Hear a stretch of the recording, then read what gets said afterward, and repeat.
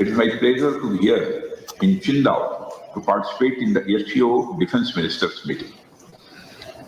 At the outset, I would like to thank our host for their warm hospitality. I would also like to congratulate Belarus for joining the SCO family as a new member. Excellency, the world we live in is undergoing a drastic transformation.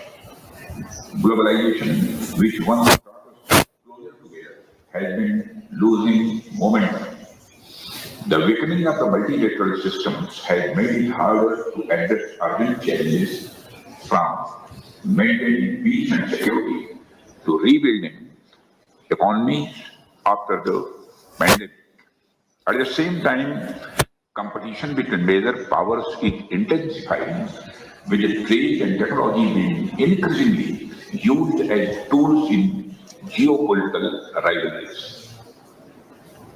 Excellency, India believes that the reform multilateralism can help build cooperation to prevent conflict between countries by creating mechanisms for dialogue and collaboration. No country, however, large and powerful, can manage alone. In fact, the very idea of the global order, or indeed of multilateralism, is the assumption that nations have to work with each other for their mutual and the collective benefit. This is also reflective of our age-old Sanskrit saying, Sarva Jana Sukhino Bhavantu, which implies peace and prosperity to all. Excellency, it is in the context of the current uncertain geopolitical scenarios that the role of SCO becomes very important today. SCO member countries contribute around 30% of the global GDP, while about 40% of the world's population reside in them. We therefore have a collective stake to create a safe, secure, and stable region that can contribute towards progress and improvement of our people's lives. Excellency, I believe that the biggest challenge that we are facing in our region are related to peace, security, and trust deficit. And the root cause of these problems is increasing radicalization, extremism, and terror.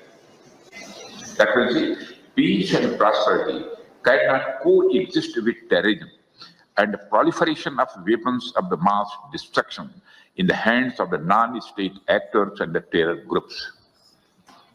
Dealing with these challenges require decisive action, and we must unite in our fight against these evils for our collective safety and security.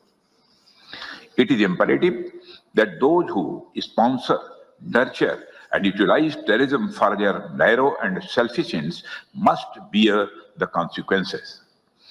Some countries use cross-border terrorism as an instrument of policy and provide shelter to terrorists. There should be no place for such double standards. SCO should not hesitate to criticize such nations. India's zero tolerance for terrorism is manifest today through its actions. This includes our right to defend ourselves against terrorism. And we have shown that epicenters of terrorism are no longer safe, and we will not hesitate to target them. We should also take proactive steps to prevent the spread of the radicalization among our youth. The RATS mechanism of SCO has played a significant role in this regard. The joint statement of the Council of SCO heads of state on countering radicalization leading to terrorism, separatism, and extremism issued during India's chairmanship symbolizes our shared commitment.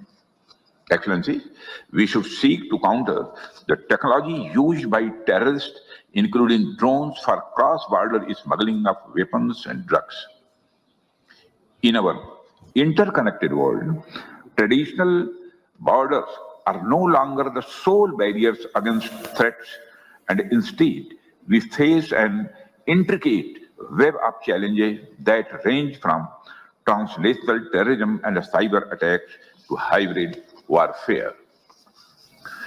These threats do not respect national boundaries, and they demand a unified response rooted in transparency, mutual trust, and collaboration.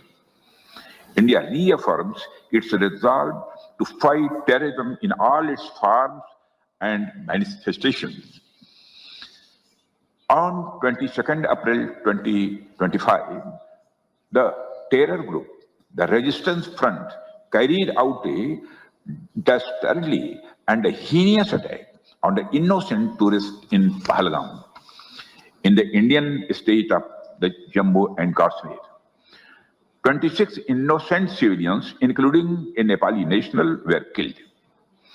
Victims were shot after they were profiled based on the religious identity. The Resistance Front, which is a proxy of UN-designated terror group Lashkar-e-Toiba, claimed responsibility for the attack. The pattern of the Pahalgam terror attack matches with LET's previous terror attacks in India. In exercising its right to defend against terrorism and preempt as well as deter further cross-border terrorist attacks, India on 7th May 2025 successfully launched Operation Sindoor to dismantle cross-border terrorist infrastructure. We reiterate the need to hold the perpetrators, organizers, financiers, and sponsors of reprehensible acts of terrorism, including cross-border terrorism, accountable and bring them to justice. Any acts of terrorism are criminal and unjustifiable, regardless of their motivation, whenever, wherever, and by whomsoever committed. SCO members must condemn this evil unequivocally. Excellency, India is committed to increasing its connectivity with the Central Asia. Better connectivity not only enhances mutual trade but also fosters mutual trust. However, in these efforts, it is essential to uphold the basic principles of the SCO Charter, particularly respecting the sovereignty and the traditional integrity of member states. India has been consistent and steadfast in its policy in support of peace, security, and stability in Afghanistan. Our immediate priorities in Afghanistan include providing humanitarian assistance to Afghan people and contributing to Afghanistan's overall developmental needs. As Afghanistan's largest regional development partner, India continues to implement capacity building initiatives for the Afghan people. Excellencies, the COVID-19 pandemic has laid bare the fact that the pandemics recognize no boundaries and that no one is safe till everyone is safe. This is a warning sign of how non-traditional security challenges like pandemics, climate change, food and water security, and associated societal disruption can impact our people's lives. These emerging challenges cannot be addressed without responsible policies and cooperation among nations. India's initiative on Coalition for Disaster Resilient Infrastructure aims not only at promotion of disaster resilient infrastructure, but also infrastructure risk management, standards, financing and recovery, etc. It is also an example of how countries are coming together to create and share capabilities to deal with the humanitarian assistance and the disaster relief. We have affirmed this intent through our policy through the acronym SAGAR, which implies security and growth for all in the region, and India's expanded vision Mahasagar, meaning mutual and holistic advancement for security and growth across regions. Security and stability are most essential components to create a conducive environment for growth and economic development of the region. India has sought to build consensus on dealing with global challenges on the basis of motto One Earth, One Family, One Future, which is founded on our civilizational ethos of Vasudhaiva Kutumbakam. The world is one family. Mutual understanding and mutual benefit must be our guiding principles.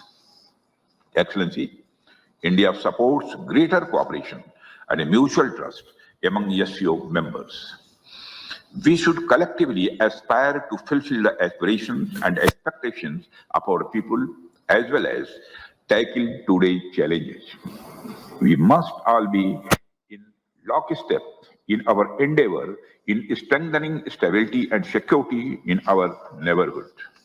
Excellency, I am optimistic that today's discussions would help us to deepen the understanding of our shared security challenges and explore new areas for future cooperation in the defense and the security field.